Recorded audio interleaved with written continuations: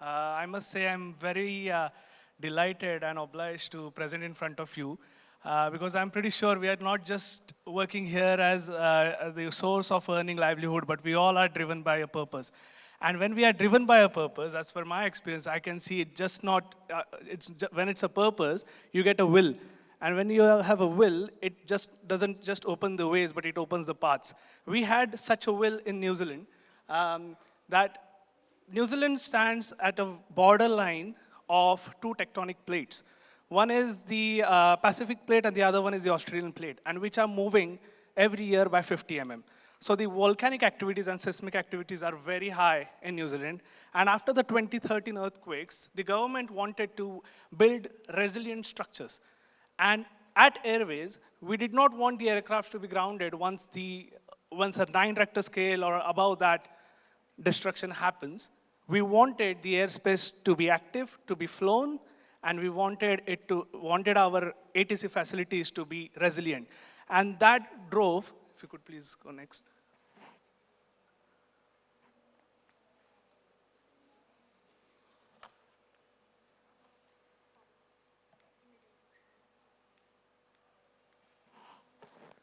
So just a definition of what an airport is. Just to summarize, I don't have a lot of time, but it's always divided into two parts, the land side and the air side. You know, we all are familiar with the land side activities. You know, I'm very obliged to see a great presentation on the Pune airport. The major role and the core of the industry is the air side. And to keep the air side operational 24/7, 365 days, we have to come up with different ideas, and steel definitely plays a big role. As a project management, as a member of the great project management team in Auckland, I would say that our first preference was steel. Because in New Zealand, around 30 to 40% construction is happening in steel, and I could hear people talking about the timber structures. I would say around 55% happens in timber, and rest 5 is RCC. So in my last 6 years in New Zealand, I haven't seen a lot of RCC structures. It's always steel, because of the resilience, because of the flexibility and the freedom which steel offers. So this is the Airways Auckland IL4 building. It has won the New Zealand Steel Award in 2019. If you see the best feature of this building, it's a columnless structure. We did not want our columns in between. We wanted a clean structure because our tower simulators had to be going, our air traffic controllers wanted to go in. And the only purpose of this building is we wanted a above the ground bunker. That's it. But we cannot just build a bunker. It has to be aesthetically pleasing. So we said, okay, we want a roof which will look like an aircraft wing. So you can see it's like an aircraft wing. It's a columnless structure. The span of it is 60 meters, and the building itself is 20 meters wide with you can see the overhangs clearly over there.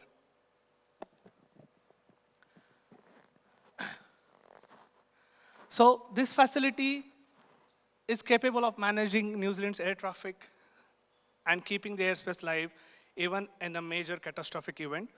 It has a high resilience, and that's why it's got the IL4 rating. You know, the structure has to be operational immediately after a catastrophe happens, and a parallel team is constantly working there and operational at a click of a button.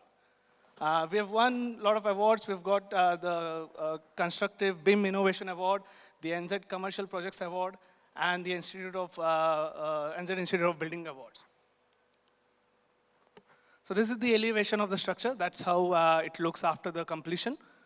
And the main characteristic of this structure is it's supported on a TPF bearing. You know, it's around 900 mm open space for ducts and other utilities, and the floor at the top of the bearing is 900 mm above the pile cap top. So this is the facility at the Auckland. That's the inside of the building, where you can see the columnless structures and our air traffic controllers and the ATC team working there. The windows, again, like architects are here, so the windows are also designed like so 900 mm space is the critical space for us because all the utilities, ducts, the fiber optics and everything runs between that. As you can see, the bearing failed at around a displacement of 1400 mm. so it takes around 1313 mm of displacement laterally. The initial displacement is resisted by the friction itself, and above that is resisted by the balls in the bearing, which move and try to be at the center when the bearing is moving. Another application of steel is very crucial for us is we require frangible steel structures.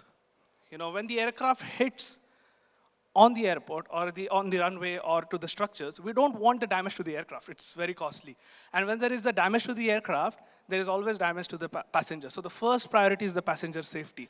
And hence our structures should immediately fall down as soon as, I'm talking on the runway, as soon as the aircraft hits it. So we designed this, so these are specialized couplings. You know, there are a lot of suppliers around the world, but the ADB SafeGate, that's a courtesy to them, that they have such couplings where the light poles, steel towers, and the glide path towers, then there are like, there are other glide path systems and localizer systems which needs to be fragile as soon as the aircraft hits.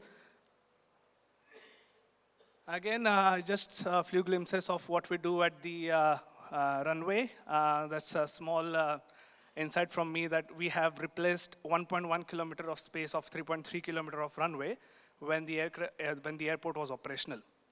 And that we utilized the time of COVID when the traffic was less. We just had around 8 or 10 aircraft movements in a day.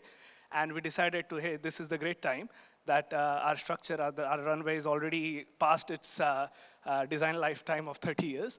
And this is the moment where we should start replacing the slabs. So this is called a displaced threshold operation, where the aircraft, where the runway is shortened by 1.5 kilometers or 1.1 kilometers as per the NOTAM is allowed and as per the AIPs allow us, and then we start construction of it. So it's, the details are here. I won't go in a lot of discussions about it. And then we have heavy utilization of steel in aviation. These are the DVRs and the radars. So DVRs it is like a lighthouse, to just talk in layman's term.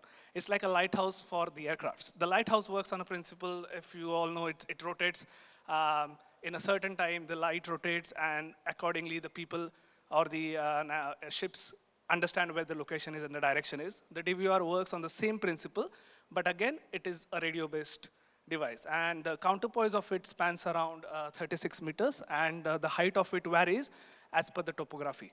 So we don't want the signals to interfere to the existing structures, so the height is adjusted. So on an average in New Zealand, we have 3.5 to 3.9 meters, but in China and some other places, I've also seen structures as high as 12 stories.